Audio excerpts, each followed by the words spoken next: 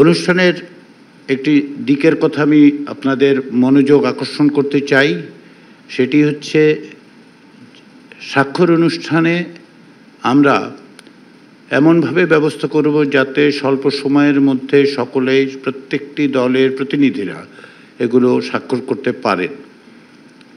যদিও জাতীয় সনদ সমস্ত রকম তথ্য সম্বলিত হওয়ার পর প্রায় 40 পৃষ্ঠার মতো, সেক্ষেত্রে আমরা স্বাক্ষরের জন্য অঙ্গীকারনামার যে পাতাটি সেটি রাখবো যাতে করে আপনারা স্বাক্ষর করতে পারেন, এবং স্বাক্ষর করার পরে সেগুলো সন্নিবেশিত করা হবে।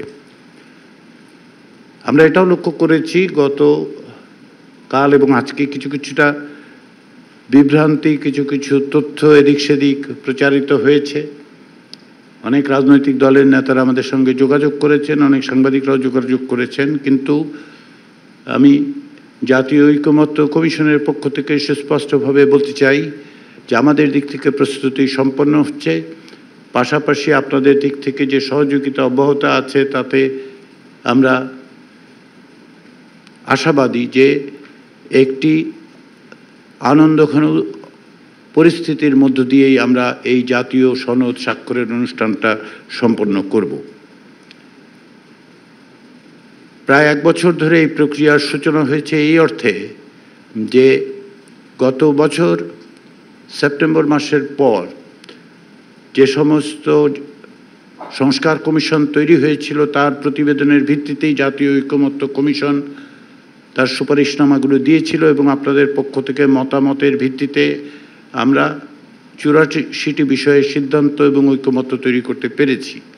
এর কিছু বিষয়ে কিছু নোট অফ ডিসেন্ট আছে যেগুলো জাতীয় সনদে সুস্পষ্টভাবে উল্লেখ থাকছে, এবং কি কারণে এই ভিন্নমত সেটা উল্লেখিত থাকবে, যাতে করে ভবিষ্যতে একটি দলিল হিসাবে, একটি রাজনৈতিক দলিল হিসেবে এটি যখনই যার কাছে যাবে, যিনি এটি ব্যবহার করবেন তিনি দেখতে পারবেন যে কোথায় কোথায় রাজনৈতিক দলগুলো একমত হয়েছিল, কোথাও নোট অফ ডিসেন্ট ছিল, কোথায় ভিন্ন মত ছিল, এবং কি প্রস্তাবগুলো পরবর্তী সময়ে কি সুপারিশগুলো কে কীভাবে বাস্তবায়ন করেছেন।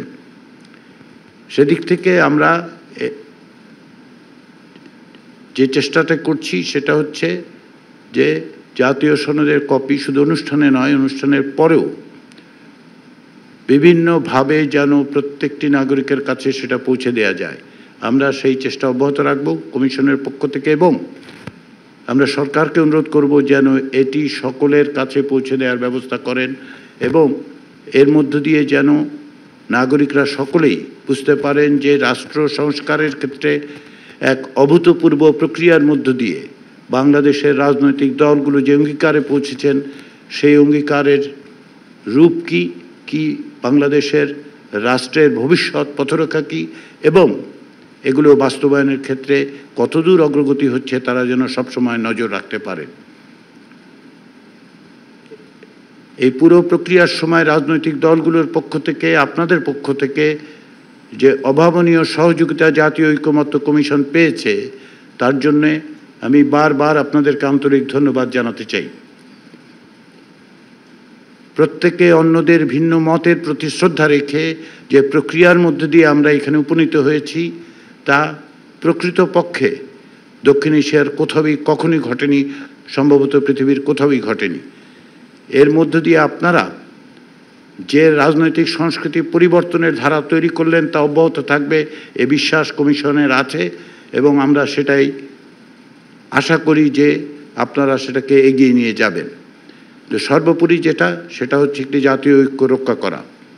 আমাদের মধ্যে ভিন্ন মত থাকবে, রাজনৈতিক দলের মধ্যে ভিন্ন মত থাকবে, জাতীয় সনদেও অনেকের ক্ষেত্রে ভিন্ন মত আছে, তার সত্ত্বেও রাষ্ট্র সংস্কারের ক্ষেত্রে যে জাতীয় ঐক্য প্রয়োজন, যে জাতীয় ঐক্যের মধ্য দিয়ে ফ্যাসিবাদের যে শক্তি সেই শক্তিকে পরাস্ত করা সম্ভব, সেটা আমরা সকলে মিলে নাগরিকরা অব্যাহত রাখবেন। সেটাই শুধু জরুরি নয়, অবশ্য করণীয় কর্তব্যে দাঁড়িয়েছে। কারণ হচ্ছে আমরা এমন একটা সময় দাঁড়িয়ে আছি যখন আমরা ভবিষ্যতের পথরেখা নির্মাণ করতে গিয়ে আমাদের বিভিন্ন রকম চ্যালেঞ্জের মোকাবেলা করতে হবে। সেই চ্যালেঞ্জ মোকাবেলা কেবলমাত্র একটি দল, একটি ব্যক্তি বা একটি প্রতিষ্ঠান, একটি সংগঠন, একটি সংস্থা বা একটি সরকারের পক্ষে সম্ভব হবে না। আমরা মনে করি জাতীয় সনদ সেই কাজে একটা দিক দিশা হিসেবে, দিগদর্শন হিসেবে কাজ করবে। সেই আশা থেকে, সেই প্রত্যাশা থেকে আমরা অপেক্ষায় আছি যে আমরা অচিরেই অর্থাৎ শুক্রবার দিন বিকেলবেলা এই জাতীয় সনদে স্বাক্ষর করতে পারবো সকলে, এবং তার মধ্য দিয়ে আমাদের এই যে দীর্ঘ যাত্রা, সেই যাত্রার একটা নতুন অধ্যায়ে আমরা প্রবেশ করতে পারবো। সেই কাজে আপনাদের সহযোগিতা প্রত্যাশা করে আবারও সকলকে আন্তরিক ধন্যবাদ জানিয়ে আমি আমার বক্তব্য শেষ করছি।